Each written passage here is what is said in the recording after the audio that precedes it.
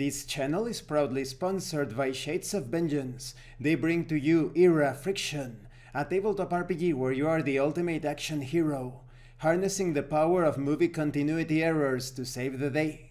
You will find the link to the Kickstarter in the description and in the pinned comment. This channel is also proudly sponsored by Dead Tree Studios, the publishers and developers of Dames of Asstoria, a tabletop RPG where you play as monster girls, experiencing high adventure in a world that doesn't fully accept them. They have recently released the Whispers of Copperich adventure module. You will find the links in the description and in the pinned comment. Hi, welcome to this part of my review featuring Aether Nexus. If you haven't seen the other parts of my review, featuring this fantasy mecha tabletop RPG, please check out the playlist in the description below. This time we are going to talk about attacking and defending. You attack foes using strikes, either melee or ranged attack. A melee attack requires a stone test and targets an engaged foe. A ranged attack calls for a flux test. You can target any foe with a ranged attack, but engaged and distant foes impose hindrance on the test.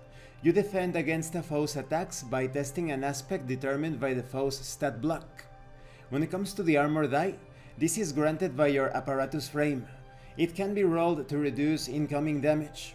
Shields improve your armor die rolls by adding a modifier. When you downgrade a D4 armor die, you can no longer roll your armor die. Your armor die is restored to its maximum during respite. On a 1, the armor die downgrades. On a maximum result, the armor die downgrades and you trigger a parry. This results in a free melee attack or ranged attack to be used immediately. Your damage die, granted by your apparatus frame, represents the might of your arsenal. When you roll a successful attack, you roll your damage die and deal damage to your target equal to the result. Damage is more severe as a result of triumph or despair. After rolling a triumph on their attack roll, knights double their damage against foes. A triumph would be rolling a 1. But when you roll a despair against a foe's attack, then you must roll in the critical damage table to determine the effects.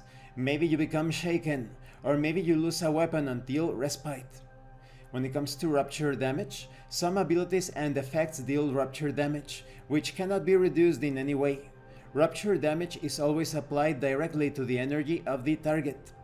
Ongoing damage is rolled when first dealt, and then again at the beginning of each of the affected target's turns. Ongoing damage does not stack.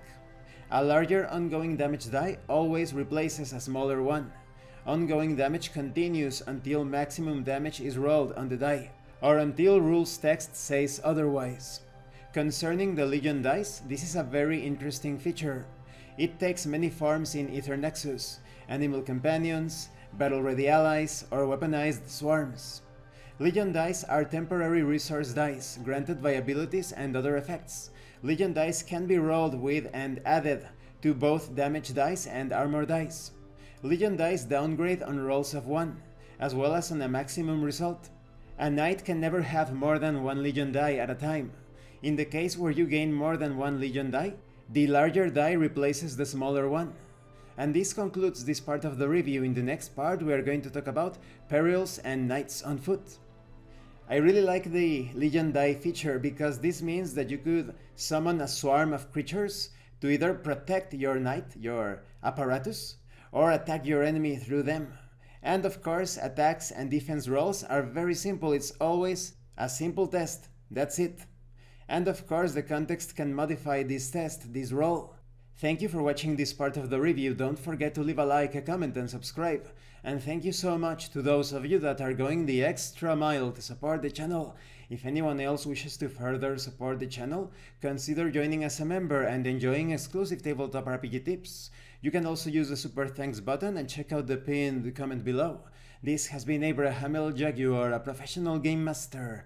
I am currently unavailable for professional sessions, but I will put my contact information in the description and in the pinned comment for when I am available again.